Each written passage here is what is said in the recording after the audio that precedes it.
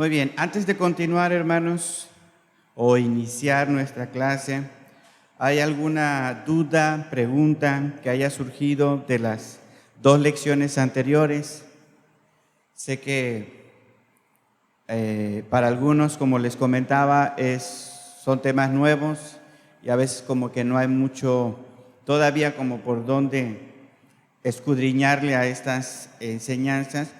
Pero algunos ya tienen más tiempo y quizá les hayan surgido nuevas interrogantes a esta enseñanza. Así que antes de iniciar, si hay alguna duda, pregunta, comentario, es el tiempo. Hemos estado viendo sobre el gobierno congregacional, ¿no? Es parte de la identidad como bautistas. Es importante que nosotros, para que estemos bien como iglesias bautistas, nos manejemos bajo el gobierno congregacional, ¿no?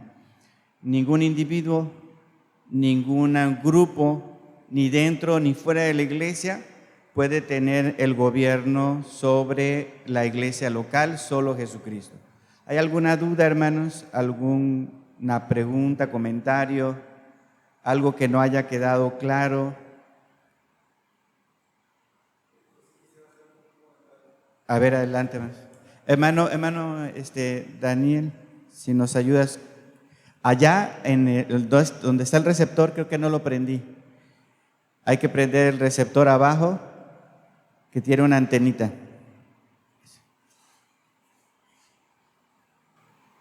Solamente tengo una duda respecto al gobierno congregacional que se está planteando en comparación con el gobierno de las iglesias del Nuevo Testamento, que entiendo yo, en mi opinión, y quizá en mi ignorancia, es lo siguiente, que el gobierno el gobierno de las iglesias del Nuevo Testamento, o al menos de las iglesias que se mencionan en el Nuevo Testamento, pues realmente lo que veo es que no tienen un gobierno congregacional, sino más bien se rigen por el gobierno del cristianismo del apóstol Pablo, o el cristianismo paulino, como algunos le llaman.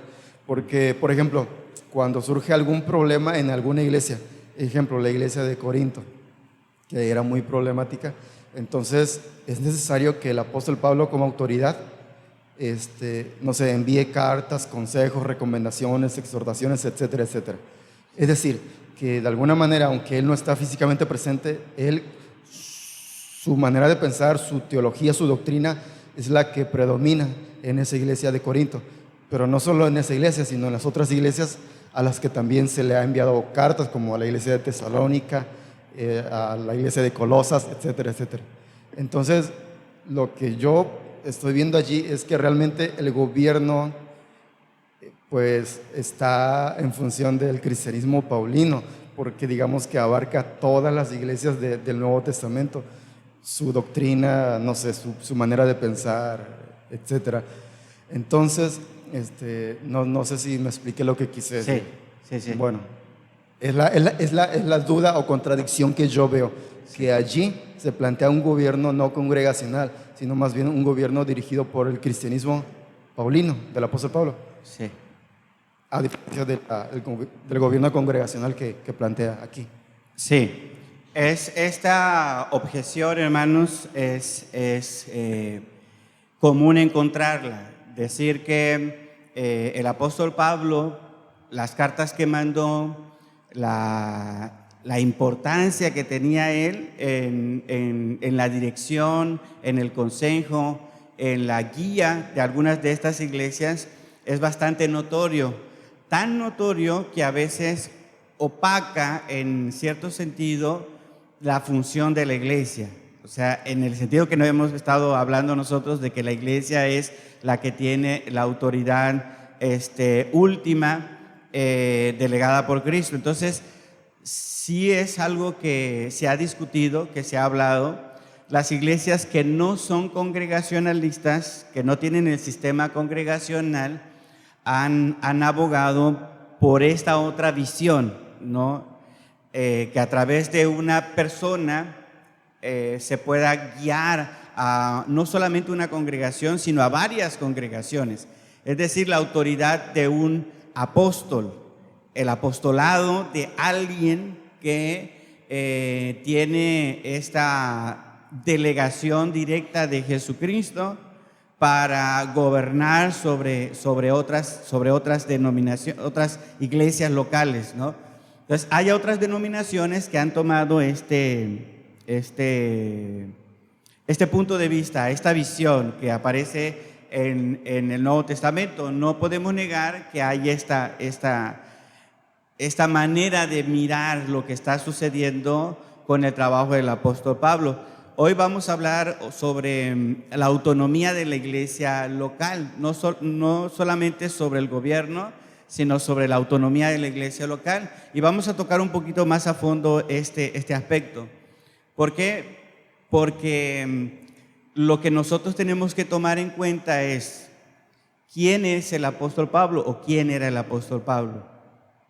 ¿Qué autoridad tenía él sobre las demás iglesias y sobre los otros apóstoles? Si ustedes se dan cuenta, en el libro de los Hechos, él no toma una decisión con respecto a los hermanos que han ido a tratar de que los gentiles se circunciden. ¿Se acuerdan que ya vimos ese pasaje de Hechos 15, donde hubo el concilio?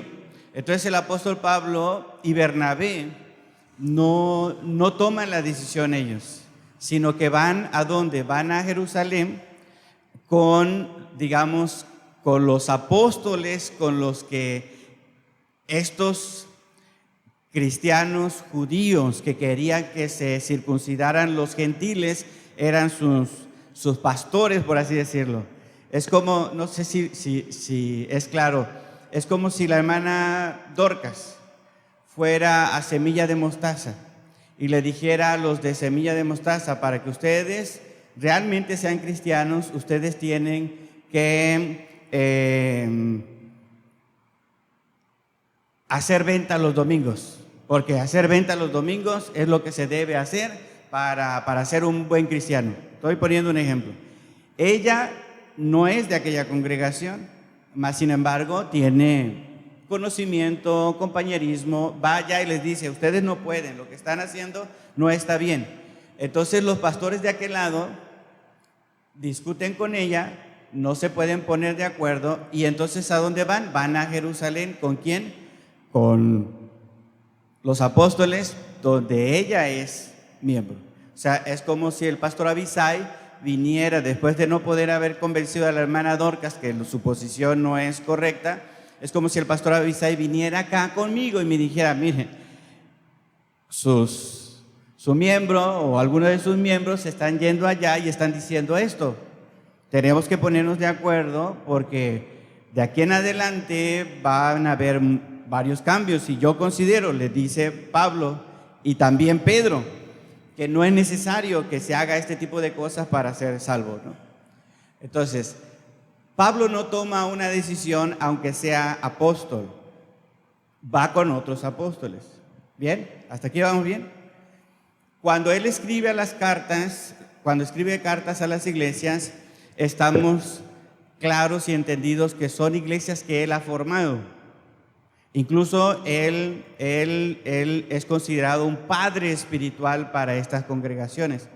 Pero siempre en sus cartas, él les dice, no como imponiéndoles, no es que quiero que hagan esto, quiero que escuchen mi razonamiento y quiero que tomen en cuenta mi razonamiento.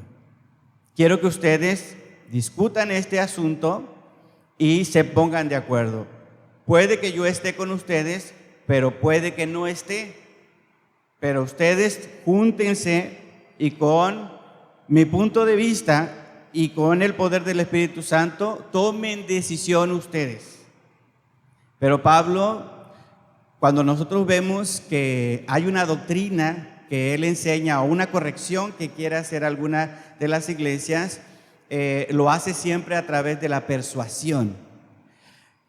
Solamente hay un momento en el que Pablo se pone muy enérgico y es cuando dice: yo quiero que aquellos que están hablando en contra mía, en contra de mi ministerio, que dicen que yo no soy apóstol, quiero que cuando yo vaya tengan el mismo valor para enfrentarme, así como dicen que yo no soy nadie, que yo no soy apóstol, que a mí no me deben de hacer caso. Yo voy a ir y voy a ir con poder de Dios, con argumentos sólidos, con doctrina, con la investidura que Dios me ha dado, y nos vamos a enfrentar a los argumentos.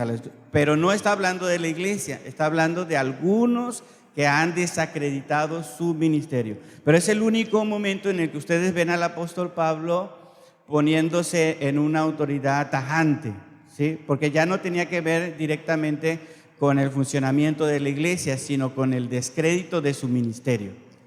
Entonces, lo que nosotros vemos es que hay un papel del apóstol Pablo levantando las iglesias, hay un papel del apóstol Pablo levantando un liderazgo, y hay un papel del apóstol Pablo acompañando a ese liderazgo en esas iglesias en cosas que todavía no saben hacer. ¿Hasta qué? Hasta que él las pueda dejar por completo. Ahora, por un lado está ese aspecto que no se mira tan fácilmente, pero por otro lado también está el asunto de que apóstoles ya no hay.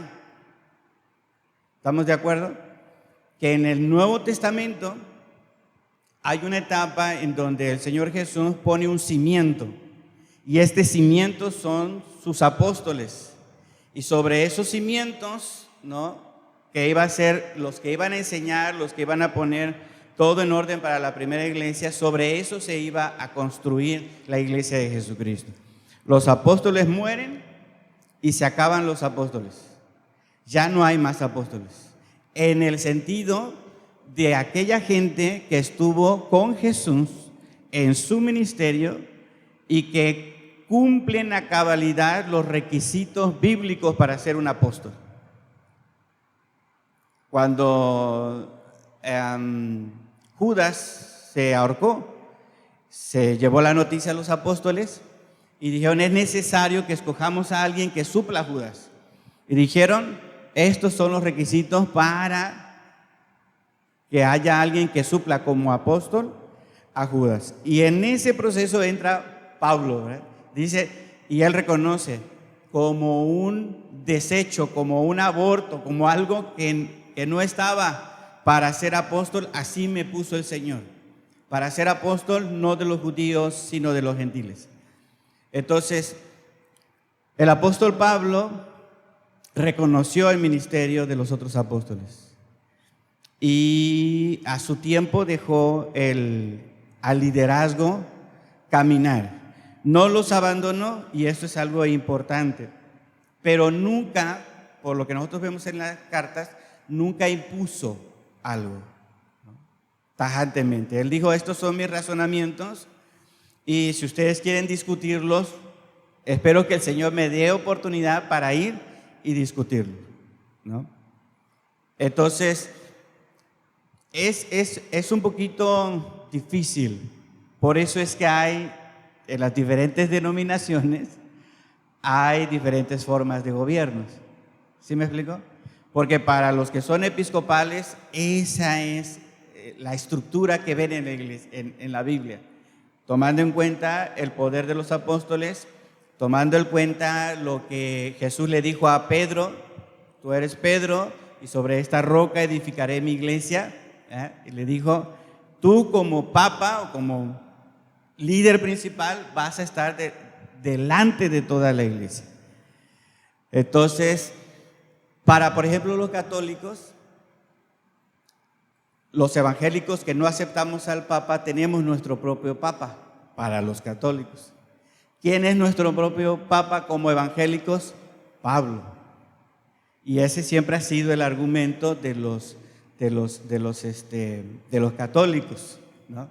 ¿Por qué? Por la figura que tiene Pablo en el Nuevo Testamento.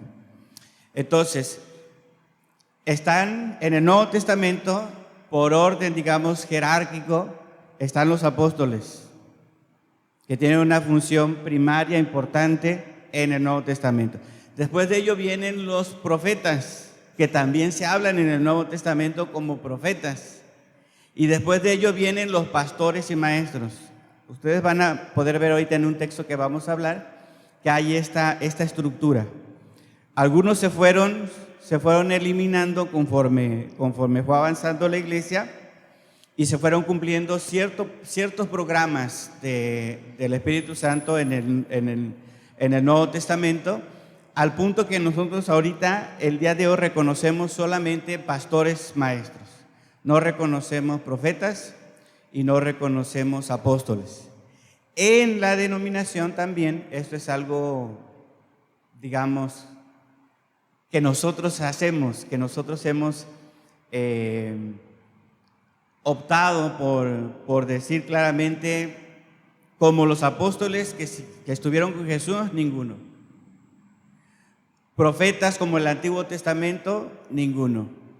Profetas en el sentido del Nuevo Testamento, sí, pero normalmente son los pastores o alguien dentro de la iglesia que tiene voz de predicación. En el Nuevo Testamento, la voz del profeta del Antiguo Testamento, la función del profeta del Antiguo Testamento en el Nuevo Testamento cambia y ahora son aquellos que se levantan a predicar, aunque no sean pastores. Hay hermanos que no son pastores, pero se levantan a predicar en nombre de Dios y a eso se les puede reconocer con cierto don o cierta actividad profética. Pero son visiones diferentes, Hay otras denominaciones que sí efectivamente tienen esta manera de mirar. La función del apóstol Pablo, su intervención en otras congregaciones, su autoridad para poner en diferentes iglesias a algunos de sus discípulos, porque está ahí, ¿no? Lo podemos ver. Incluso la recomendación que Pablo le dice a Timoteo: ninguno tenga en poco tu juventud, ¿no? Porque como que no lo querían aceptar muy bien a Timoteo, ¿no? Entonces sí está ahí, pero hay otros ejemplos que nosotros vemos que nos orientarían a la doctrina como la hemos estado mencionando. No sé si más o menos expliqué, hermanos, lo que tú mencionabas. Más o menos. Sí, yo sé que no, quizás no te convencí, porque ahí está. Es una discusión que ahí está. Sí. Lo que dijo, que repitió que el apóstol Pablo no impuso algo así, sí, su teología o su doctrina, sino que la transmitió a través de ¿qué? Convicción, persuasión, algo así. Persuasión. Bueno, persuasión. Bueno, allí también no me queda muy claro porque, pues en mi opinión veo que sí la impuso. Por ejemplo, cuando dijo que si algún hombre, otro predicador o incluso otro ángel, un ángel del cielo, les trajera un evangelio diferente al que él anunció, pues sea anatema, algo así. O sea, como diciendo en palabras coloquiales, pues aquí solos mis chicharrones truenan, por así decirlo.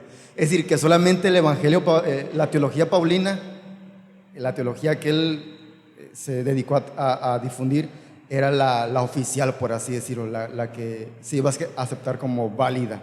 Entonces, por encima de otros cristianismos, el cristianismo paulino fue el que predominó, y al menos a mí sí me da la sensación de que él lo estaba imponiendo cuando decía, pues ustedes pueden creer lo que sea o a escuchar a un ángel o a otro hombre, pero si lo hacen, automáticamente son anatema. Entonces, implícitamente, pues como que sí estaba imponiendo su teología, su manera de pensar, su doctrina, etcétera. Algo así. Sí, pero cuando hablamos del evangelio, no podemos hablar de diferentes puntos de vista sobre el evangelio. O sea, lo que Pablo estaba diciendo es un solo evangelio. Y este evangelio lo va a decir Pedro, como lo va a decir Juan, como lo va a decir cualquier otro apóstol. Así que lo que yo les digo es en la misma línea que ellos. Si alguien viene y les dice algo diferente al evangelio que ya se ha enseñado y se ha establecido por los apóstoles, entonces se ha considerado anatema. Y esa expresión sigue estando vigente. Sigue estando vigente. ¿Por qué? Porque lo que nosotros vemos allí no es el punto de vista de Pablo, sino el punto de vista del Espíritu Santo. que impone sobre toda iglesia, ahí no es Pablo, es el Espíritu Santo, sobre lo importante que es no tergiversar el Evangelio de Jesucristo. Porque aunque venga un ángel, aunque venga otro predicador, aunque la misma iglesia se levante con un pastor o con un grupo de pastores y cambien el Evangelio, la sentencia es la misma. Ahora, no porque Pablo lo haya dicho, sino porque Dios así lo estableció en el Antiguo Testamento y lo estableció también en el Nuevo Testamento. En el último libro, en el Apocalipsis, Juan dice exactamente lo mismo que Pablo. Y podríamos decir que estaban en armonía. A este libro no le puedes añadir y a este libro no le puedes quitar, le dijo Pablo a las iglesias. ¿Por qué? Porque es la palabra de Dios. El que le quite o el que le añade va a tener un precio que pagar. Y esto es lo mismo que Pablo está diciendo, pero concentrado en el aspecto del Evangelio, ¿no? O sea, así que cuando hablamos de la doctrina, de la sana doctrina, de los fundamentos de la doctrina, estamos viendo una armonía entre los discípulos, ¿no? ¿Cómo se aplican estas doctrinas? Habría que ver estas diferencias circunstanciales que sí se dan. Y lo que prevalece, pues es lo que en la Biblia, lo que vemos que Dios quería que se quedara establecido, ¿no? Cuando ya los últimos estaban siendo asesinados y estaba el apóstol Juan, él recibe la revelación de Jesucristo y le dice: de aquí en adelante no más. Lo que Dios quería que se supiera ya está aquí. No más, ¿no? Y se cierra el texto bíblico con Apocalipsis. ¿Por qué hace eso Dios? ¿Por qué ya no más revelación? Porque ya no iban a estar los apóstoles. Porque ya los apóstoles estaban siendo exterminados y el último que quedaba como para tener cierta autoridad para refutar a cualquier otro en cualquier iglesia con respecto a una mala doctrina ya no iba a estar. Juan, una vez que muriera, año 90, año 100, ya no iba a ver qué dice el apóstol que estuvo con Jesús sobre esta doctrina. Ya no hay a quien buscar después de la muerte. Entonces por eso había que cerrar lo que dice la Escritura, y por eso es que nosotros ya no consideramos apóstoles que puedan tener autoridad por encima de la Biblia y que puedan tener resoluciones que afecten a otras congregaciones o a otros en la iglesia, pero que no estén basados en la Biblia, ¿no? Entonces, sé que hay a la fecha discusión sobre esto, ¿no? La Iglesia Católica tiene su punto de vista con respecto a los presbiterianos que gobiernan a través de varios ancianos, tanto pastores como laicos, tienen también su punto de vista. Y el sistema congregacional que nosotros hemos compartido se basa en esos textos y en mirar esta forma en que las iglesias se relacionaban entre sí. Entonces, sí se respeta a Pablo, sí se respeta a Pedro, sí se respeta a Santiago, pero no se ignora a la iglesia, ¿no? Y le pareció bien a los que estaban reunidos la resolución y mandaron a fulano y a perengano. Vamos a ver unos textos, vamos a ir directo a los textos bíblicos. Nada más déjenme mencionar el tema, porque es sobre esto que vamos a hablar. El tema es la autonomía de la iglesia local.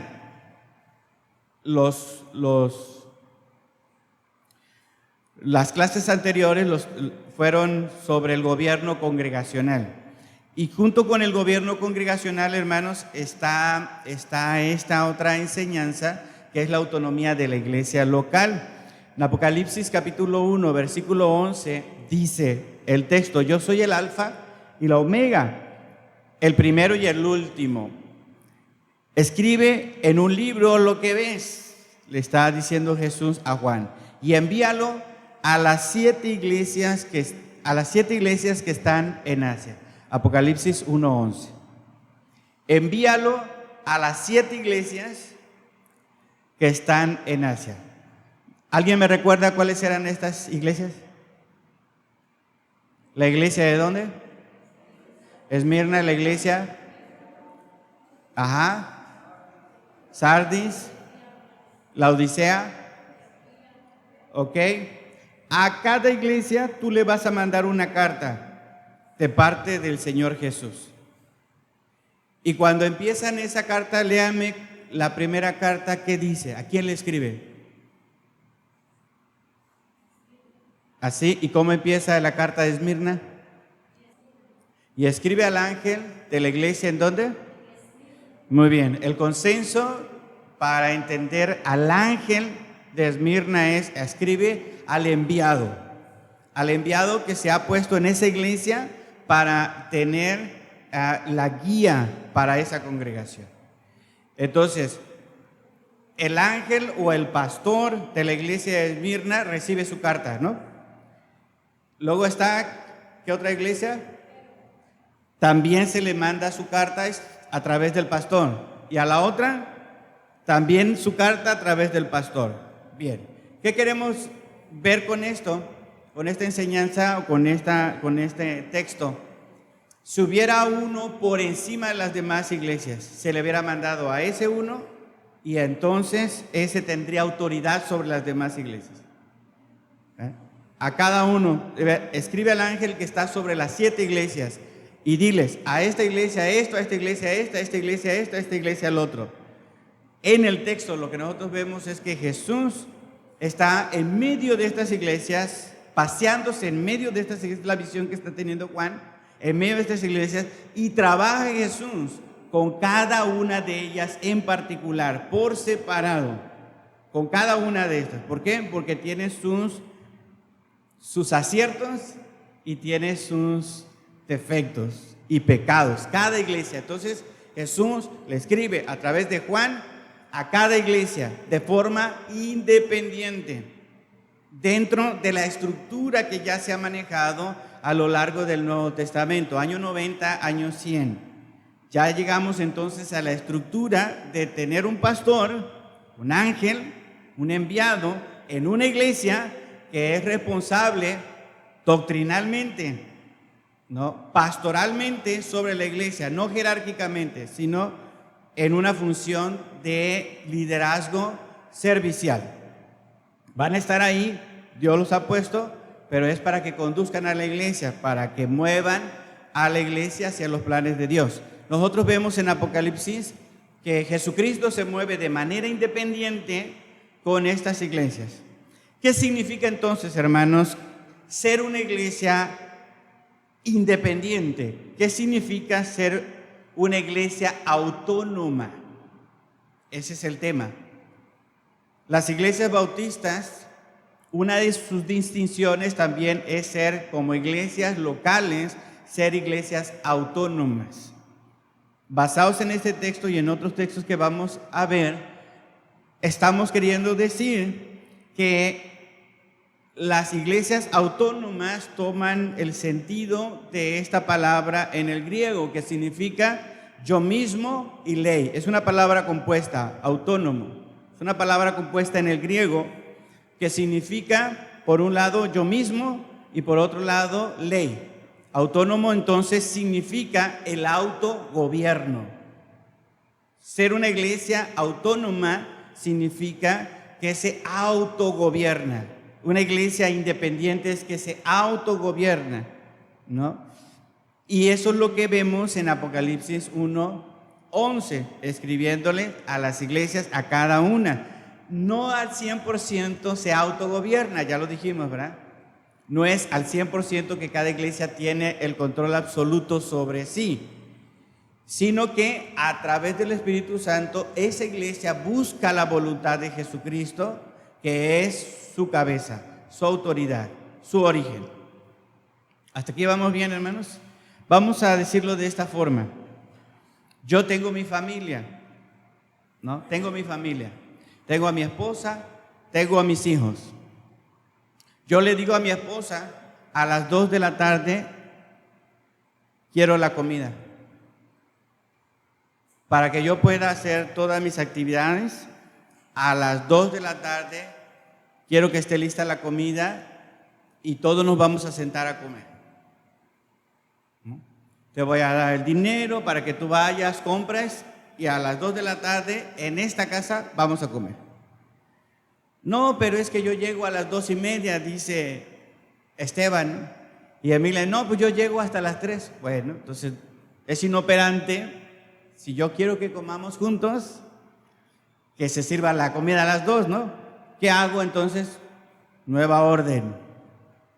La comida se sirve a las 3:30 para que podamos comer todos aquí en mi casa. Bien. Viene el hermano Daniel a mi casa y le dice a mi esposa, hermana, usted va a servir la comida a las 2.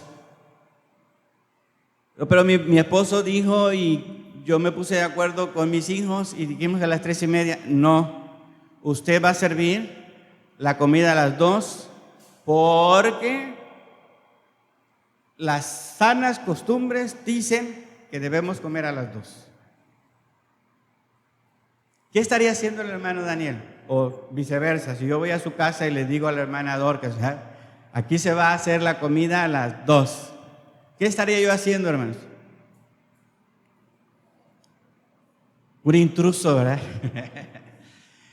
Estaría tratando de gobernar un hogar que no es el mío, que no me pertenece, que no se me ha dado autoridad sobre esa familia, ¿no? Él se puso de acuerdo con la hermana Dorcas, o yo me puse de acuerdo con mi esposa y dijimos, aquí vamos a tener esta estructura, vamos a obedecer la palabra de Dios, vamos a tomar en cuenta ciertas cosas y vamos a tomar decisiones así. Pero si viene el hermano Daniel y me quiere cambiar esa estructura en mi hogar, él estaría ocupando un lugar que no le pertenece, ¿no? Él no debería tener autoridad sobre mi familia, sobre mi esposa, sobre mis hijos, ¿no? Cuando hablamos de la autonomía de la iglesia, estamos hablando exactamente de lo mismo. La iglesia que está al final de la calle también es una iglesia bautista. Saben, ¿verdad? Ya le pusieron nombre ahí, Iglesia Bautista Jesús. No recuerdo todo el nombre, ¿verdad? Pero es una iglesia bautista. Yo puedo ir a esa iglesia bautista como pastor, puedo ir a esa iglesia bautista, puedo entrar al culto y puedo ver que aplauden, puedo ver que danzan, puedo ver que hay, ¿cómo le llaman? Las que tienen las banderas, banderistas o dancistas. Puedo ver que algunos hasta se tiran en el piso como musulmanes a orar. Puedo ver que su adoración es diferente a la nuestra en esta iglesia. Ahora la pregunta es, yo soy bautista, él es bautista, o ellos son bautistas, pero aquí se adora de una manera y allá ¿qué? Se adora de otra manera. ¿Tengo yo autoridad para decirles a ellos, así no se adora, lo van a hacer de esta manera? A eso nos referimos con la autonomía de la iglesia local. Pueden llamarse bautistas y no comportarse hasta cierto punto con ciertas doctrinas bautistas, pero yo no tengo autoridad para decirles a ellos, ustedes no se pueden llamar bautistas, porque no están haciendo lo que los bautistas hacemos. No tengo autoridad ni gestión sobre otra congregación local, ¿no? Llámese bautista, hermanos, llámese pentecostés, llámese presbiteriana, llámese apostólica, llámese otro cuerpo del Señor Jesucristo en otra denominación. Nosotros, que somos iglesia local y decimos, aquí se van a cantar puros himnos con piano, y si no hay piano, pista, pero no se va a tocar ni a cantar nada más que no sean himnos. Podemos decidirlo, pero no podemos ir a la iglesia del pastor Eleazar e imponerle nuestros acuerdos a ellos, porque ellos son autónomos también, como nosotros somos autónomos. Semilla de Mostaza no puede venir aquí a decirnos, su pastor no predica la palabra de Dios, su pastor no está preparado para hacer la función de pastor, ustedes deben quitar a su pastor. Semilla de Mostaza no puede venir a decirles a ustedes lo que van a hacer, aunque haya muchos hermanos allá con conocimientos bastante aceptables y profundos de la palabra de Dios, pero son otra congregación. ¿Se entiende más o menos, hermanos, el concepto de la autonomía de la iglesia local? Este asunto de la autonomía de la iglesia local, hermanos, ha traído también problemas y conflictos. No solamente nos diferenciamos a otras denominaciones, sino que incluso a través de los siglos, los gobiernos nos han perseguido por creer en el autogobierno de la iglesia. Líderes, pastores, congregaciones enteras han sido asesinadas, hermanos, en el pasado, han sido metidas a la cárcel por creer en esta doctrina de la iglesia autónoma. Cada iglesia debe autogobernarse con la ayuda del Espíritu Santo, siguiendo la voluntad de Jesucristo. Cada iglesia. Nadie fuera puede venir.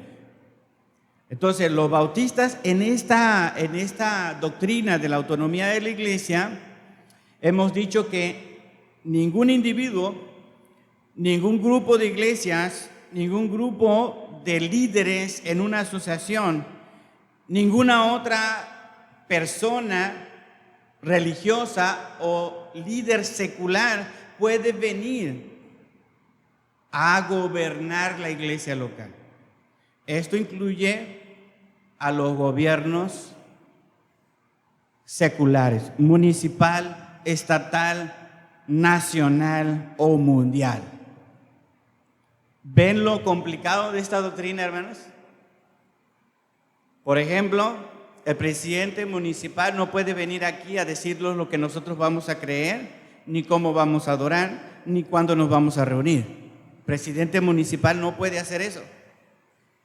El gobernador del estado tampoco podría venir aquí, y eso que ya va subiendo de poder, ¿no? Ya va subiendo como de fuerza. El gobernador tampoco podría venir aquí a darnos esta indicación. El presidente de la República, que aunque yo lo respeto mucho, a López Obrador, no tendría ningún poder, ninguna autoridad sobre la iglesia local. Dice, no me conviene que ustedes se reúnan el domingo a las 10. Quiero que se reúnan antes de mis conferencias. ¿No? Creo que los domingos no tienen conferencias, pero vamos a poner un ejemplo. Ustedes se van a reunir a las 6 de la mañana. ¿Nosotros qué vamos a decir como iglesia local? Pues no le vamos a hacer caso. Escúchenme bien. Es el presidente de la República.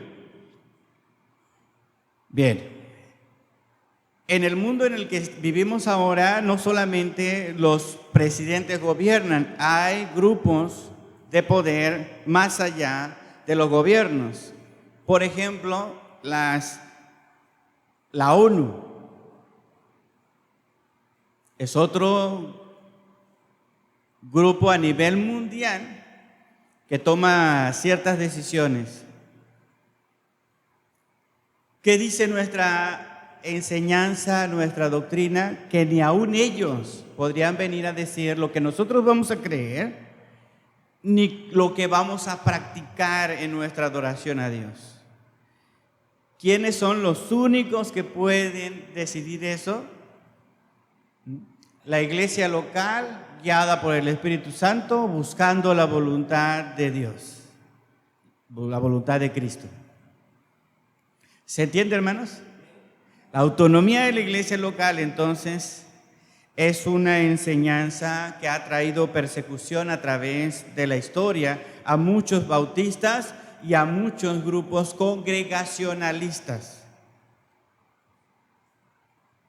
Porque no aceptamos un gobierno de nadie más en nuestras doctrinas y en nuestra práctica religiosa. Reconocemos al gobierno, sí. Reconocemos la autoridad que se le ha dado al gobierno, sí. Pero reconocemos también que esa autoridad ha sido dada por Dios y que nosotros vamos a obedecer hasta donde no interfiera con la voluntad de Dios. ¿Está de acuerdo conmigo? Mateo capítulo 22. Mateo capítulo 22. A partir del versículo 16 dice lo siguiente, hermanos. 16 al 21. Y le enviaron los discípulos de ellos con los herodianos diciendo: Maestro, sabemos que eres amante de la verdad y que enseñas con verdad el camino de Dios y que no te cuidas de nadie, porque no miras las apariencias de los hombres. Dinos pues, ¿qué te parece? ¿Es lícito dar tributo al César o no? Pero Jesús, conociendo la malicia de ellos, les dijo: ¿por qué me tentáis, hipócritas? Mirad la moneda del tributo. Y ellos, mostradme, dice, la moneda del tributo. Y ellos le presentaron un denario. Entonces les dijo: ¿de quién es esta imagen y la inscripción? Le dijeron: hermanos, de César. Y les dijo: dad pues a César lo que es de César, y a Dios lo que es de Dios. Dad a César lo que es de César, y a Dios lo que es de Dios. Hay un gobierno que ha estado establecido por Dios, hermanos, y debemos respetarlo. Hasta donde no se meta en asuntos que tienen que ver con Dios.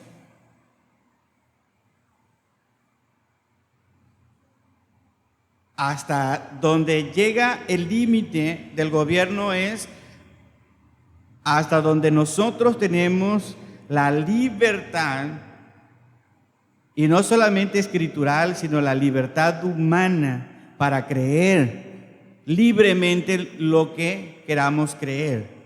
Eso es a nivel de los derechos humanos. Nadie puede imponerle a otro sus creencias, ¿no? Entonces nosotros como bautistas decimos: nosotros creemos que el gobierno tiene un papel, pero no puede gobernar sobre la conciencia y sobre las cosas de Dios. Nosotros solamente seguimos lo que dice la Escritura. Si viene presidente, gobernador o cualquier otra instancia del gobierno a decirnos lo que vamos a creer y está en contra de la palabra de Dios, nosotros no vamos a obedecer. ¿Queda claro eso, hermanos? No vamos a obedecer. Si alguien más o aún yo como pastor les digo lo que ustedes van a creer y eso no está en la palabra de Dios, ¿qué tienen que hacer ustedes? No obedecer. No obedecer, porque solamente Dios, a través de su Espíritu Santo, a través de la Escritura que nos ha dejado, puede gobernar en la iglesia, ¿no? Los bautistas entonces insistimos que no hay autoridad humana sobre la iglesia local. Solo Jesús es Señor de la iglesia. Bien, hermanos.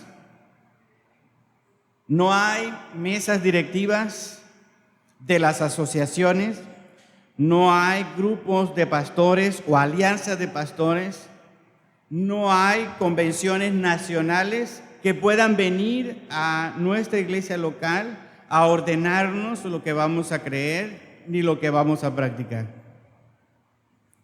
Ahora ya estamos en el nivel al interior de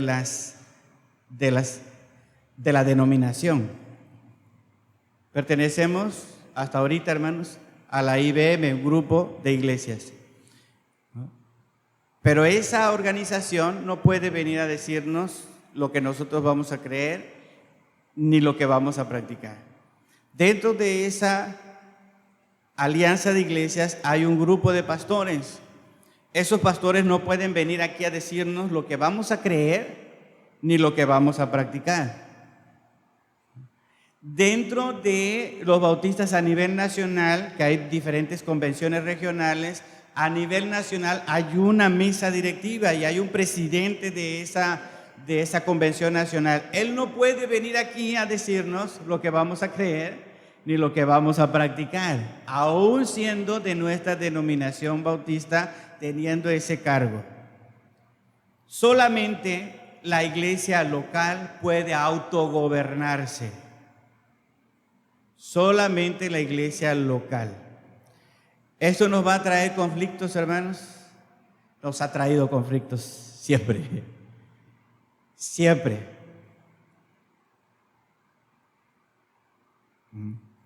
Y algunos dicen, tú eres bautista, tú eres rebelde, tú no se sometes a nadie.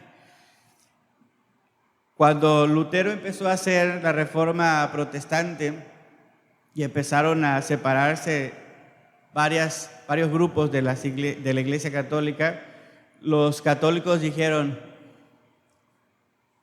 esos herejes, esos que se han separado, no quieren estar en la iglesia verdadera, la iglesia católica, porque no quieren someterse al Papa. Ahora cada iglesia protestante y evangélica tiene su propio Papa. Y fue una crítica fuerte contra los protestantes.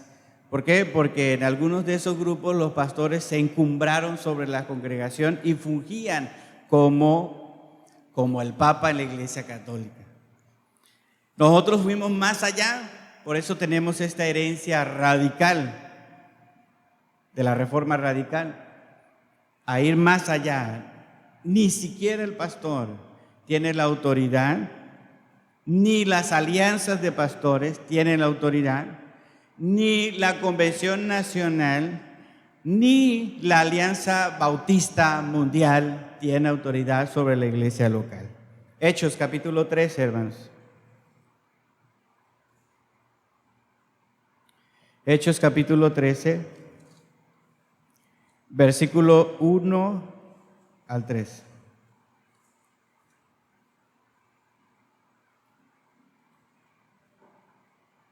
Escuche bien este texto. Dice, había entonces, ¿en dónde? ¿Quiénes son la iglesia? ¿Es el lugar? ¿Es la ciudad? ¿Es el grupo de pastores? ¿Quiénes son la iglesia? Las personas, ¿no? Las personas, todas las personas que han creído en Jesucristo como Señor y Salvador son la iglesia. Había entonces en la iglesia, que estaba en qué lugar? En Antioquía, las personas que habían creído en Cristo, que se habían constituido en una asamblea llamada aparte para adorar, esa es la iglesia, que estaba en Antioquía, ¿no? Profetas y ¿quiénes? Profetas y maestros. Entonces está la iglesia con ¿quiénes? Con los profetas y maestros en Antioquía. Recuerden, estamos en el primer siglo, ¿no? Y ya les comentaba que profetas, ya para el Nuevo Testamento, son aquellos que predican en nombre de Dios, y maestros. Después de los apóstoles vienen los profetas y luego los pastores y maestros. Algunos dicen que esta lista que ustedes van a ver aquí corresponde en un primer lugar a los profetas y después a los maestros. ¿Quién viene primero entonces? ¿Quién, hermanos, en la lista? Bernabé. ¿Ah? Bernabé. Para los estudiosos, Bernabé era un profeta. Alguien debajo de los apóstoles, profeta. Luego, Simón, el que se llamaba Níger, otro profeta. Y después vienen los maestros. Manaén, el que se había criado con Herodes el tetrarca. ¿Y quién más? Y Saulo, un gran maestro. La iglesia había empezado a crecer en Antioquía después de la persecución. Salen de Jerusalén, se riegan por diferentes lugares, llegan a Antioquía y empiezan a predicarle a los gentiles. La iglesia en Antioquía empieza a crecer. La Antioquía, hermanos, era la tercera ciudad más importante del Imperio Romano. Imagínense la importancia de Antioquía. La tercera ciudad más importante de todo el Imperio Romano. Y ahí en Antioquía empieza a crecer la iglesia y estaban allí ya trabajando algunos profetas y maestros. Fíjense, ministrando, versículo 2, ministrando estos al Señor, ¿quiénes? Los profetas y maestros. Y ayunando, dijo el Espíritu Santo, apartadme a Bernabé y a Saulo para la obra a que los he llamado. Entonces, ¿qué hicieron, hermanos? Ayunado y orado, les impusieron ¿qué? Las manos y les despidieron. ¿Quién tomó la decisión allí? ¿Quién apartó a quién para qué? ¿Quién envió a quién? ¿Y qué estaban haciendo los que recibieron esta instrucción? Fíjese, están los profetas, están los maestros, este grupo de personas. Estos estaban ministrando. Note bien la palabra ministrando. ¿Qué significa? Que estaban dirigiendo la adoración en un momento importante. Estaban ellos ahí, estaban dirigiendo a la iglesia porque estaban con la iglesia. Y en este momento de servicio es un momento especial, un momento de ministerio, de servicio, de trabajo. Ellos, los líderes, habían estado ayunando y sirviendo a la iglesia. En ese momento donde está toda la iglesia reunida, el Espíritu Santo le habla a estos líderes. Le habla a estos líderes. En medio de la adoración, en medio del servicio que toda la iglesia estaba realizando a Dios. ¿Quién estaba dando esta adoración? Toda la iglesia. Porque si no estaba la iglesia, ¿quién iban a ministrar?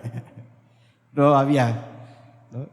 Por muy bueno que fuera Bernabé, Níger, Manaén y Saulo, si no hay iglesia, su servicio no tiene beneficio a nadie. Entonces, ministrando estos al Señor y ayunando, dijo el Espíritu Santo, ¿a quiénes? A los líderes. Aquí la orden o el sujeto de este llamado no es la iglesia, es específicamente los líderes. Dice, apartarme a Bernabé y a Saulo. Bernabé, profeta. Saulo, maestro. Hasta ese entonces Bernabé era uno de los mejores profetas y Saulo, uno de los mejores maestros, preparado. No era cualquier persona Saulo. Así que el Espíritu Santo dice, quiero a los dos mejores de este grupo. A los dos mejores, a los más capaces, a los más preparados, los quiero. Porque quiero que hagan un trabajo. Entonces todos entendieron que Bernabé y Saulo estaban siendo llamados.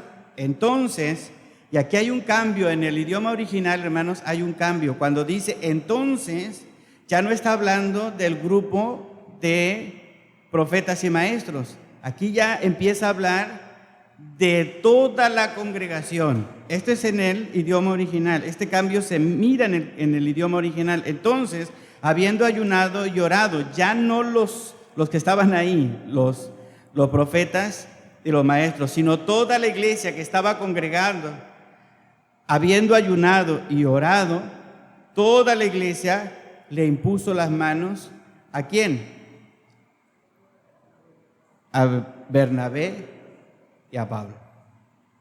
Pero es la iglesia que va a enviar, hermanos, desde el tercer centro más importante del Imperio Romano, desde allí va a mandar a los mejores de la iglesia gentil a llevar el mensaje a los demás rincones del imperio. Los mejores.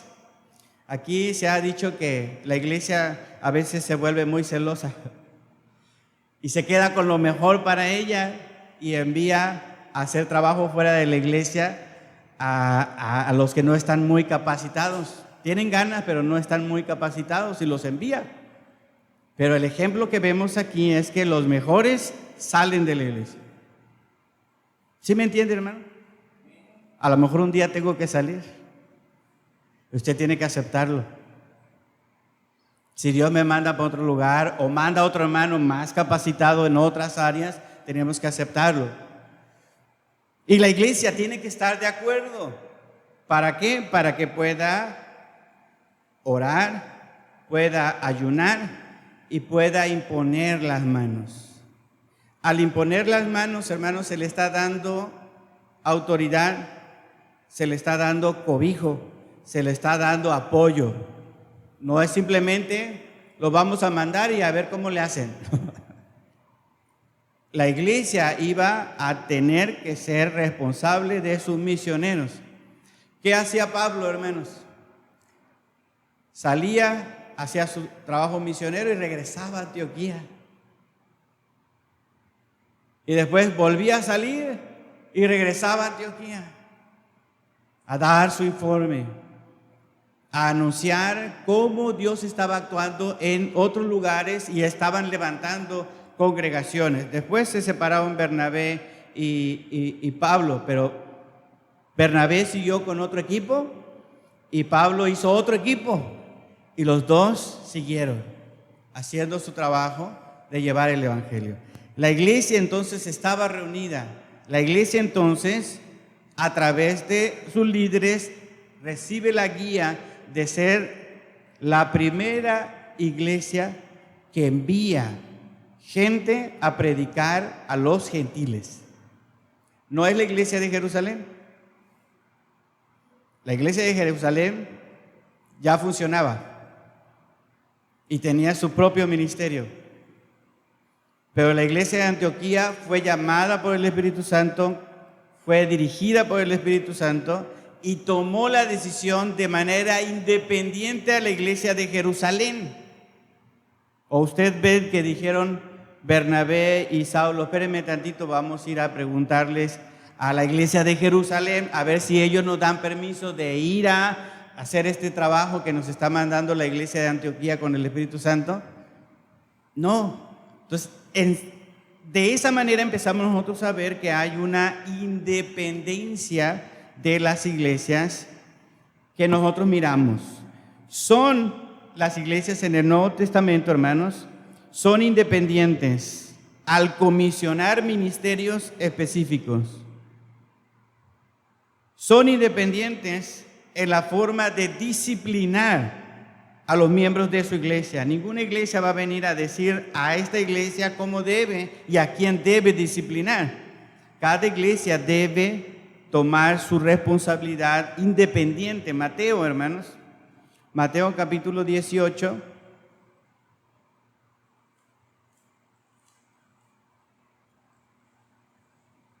Mateo capítulo 18, versículos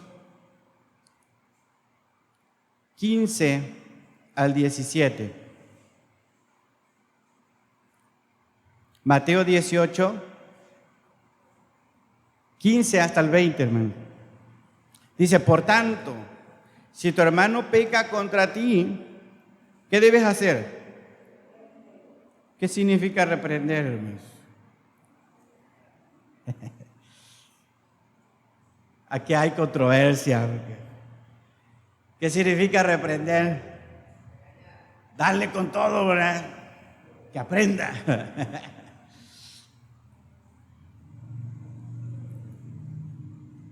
A veces nos metemos en problemas por no entender lo que significa reprender bíblicamente. Queremos reprender a otros hermanos, a otros pastores, a los jóvenes. Reprender, hermanos, significa convencer. La palabra que usted ve ahí por reprender significa convencer a otra persona. Y es la misma palabra que usó el apóstol Juan cuando hace referencia a las palabras de Jesucristo en Juan capítulo 16. Juan capítulo 16, versículo 8. Juan 16, 8.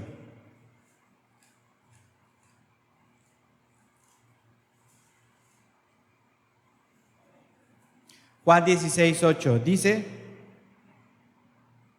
y cuando Él venga, ¿qué hará? Convencerá al mundo de pecado, de juicio, de justicia y de juicio. Nota ahí la traducción de convencerá. Es la misma palabra que está acá en Mateo capítulo 18, versículo 15. Pueden pasar los niños, acomodarse en lo que yo termino. Entonces, ¿qué significa, hermanos? Reprender significa convencer al hermano, estando tú y él solo, de que ha hecho algo que te ha lastimado, que te ha ofendido, que ha causado un daño en él. Dice, por tanto, si tu hermano peca contra ti, ve tú y él, estando solos, repréndele o convéncele. Levítico, hermanos, capítulo 19, versículo 17 va en el mismo sentido. Dice, tú no vas a imponerle a tu hermano, tú vas a convencer, vas a razonar con tu hermano. ¿Alguien quiere leerlo, por favor? Levítico 19, 17.